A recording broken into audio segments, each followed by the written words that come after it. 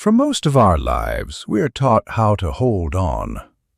We hold on to our work, our money, our health, our relationships, our youth, and the idea that we are in control. We become very skilled at keeping things. But nobody teaches us what to do when life asks us to release them.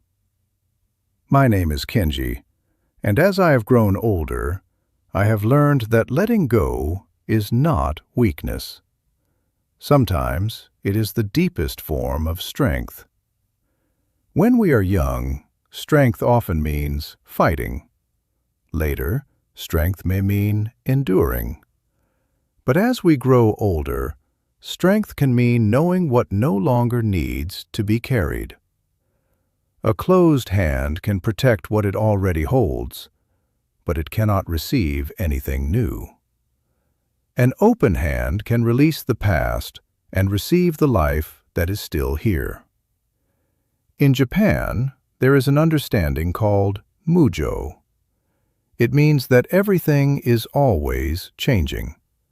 The seasons change, our bodies change, our families change. Even the person we see in the mirror changes. This does not mean something has gone wrong. Change is the natural rhythm of life. A cherry blossom is beautiful partly because it does not remain on the branch forever.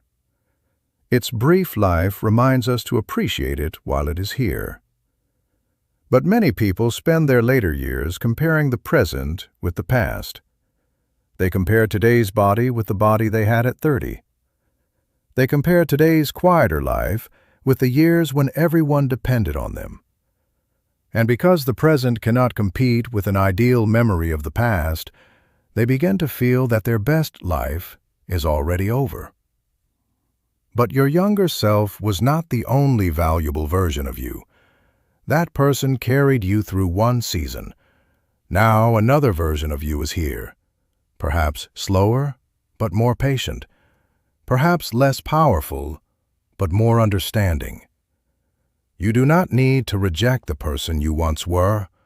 You can thank them and say, "You carried me this far, but now I must allow you to rest." One of the heaviest things we carry is regret. A conversation we avoided, a mistake we made, a person we did not appreciate until it was too late. We replay these moments because we believe suffering proves that we care. But punishing yourself today cannot repair yesterday. You are judging a younger version of yourself using wisdom that took you decades to earn. That younger person did not know what you know now. They were still learning. This does not mean the mistake did not matter. It means the punishment does not need to last forever. Before we continue, if these quiet conversations help you see life differently, consider subscribing. It allows us to keep meeting here and sharing the Japanese lessons that have helped me find greater peace. Another weight many people carry is resentment. Someone betrayed you. Someone left. A parent failed you. A friend hurt you. The pain was real, and that is why the anger feels justified. But releasing anger does not mean saying the other person was right. Putting down a heavy stone does not mean the stone was never heavy. It simply means you no longer wish to carry it. You can say, "What happened was wrong, but I will not allow it to take the years I have left." That release is not a gift to them. It is a gift to yourself. Imagine climbing a mountain with a bag filled with stones. One stone is regret. One is anger. One is guilt. One is the person you used to be. Another is the life you thought you would have. You may believe the climb is difficult only because you are older. But perhaps part of the difficulty comes from the weight you are still carrying. You are allowed to put the bag down. Parents must also learn to let go, not of love, but of control. Your children are no longer the small people who needed your hand to cross the road. They have their own lives, beliefs, and mistakes to make. They may not call as often as you hoped. They may choose a path you would not have chosen. This does not mean they no longer love you. They may simply need a different kind of love. A love that says, "My heart is open, but my hands are not holding you tightly." Hold your children in your heart, not inside a closed fist. People often move away when they feel controlled. They are more likely to return when they feel accepted. We must also release the need to control every outcome.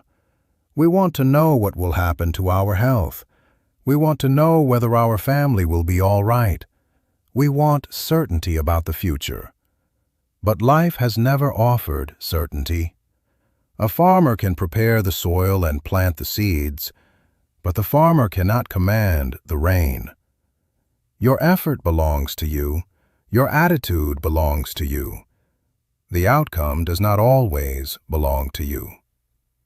Peace begins when you stop trying to control what was never yours to control.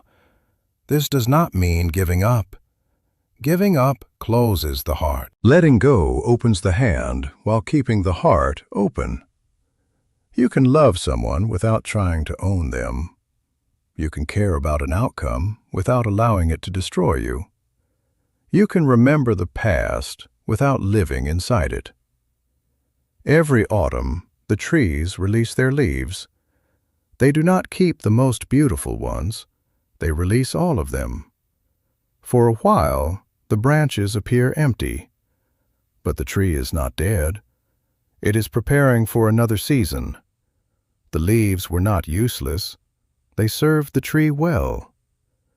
But something can be valuable in one season and become a burden in the next. This is true of our roles, identities, habits, and expectations. You can appreciate what something gave you without demanding that it remain forever.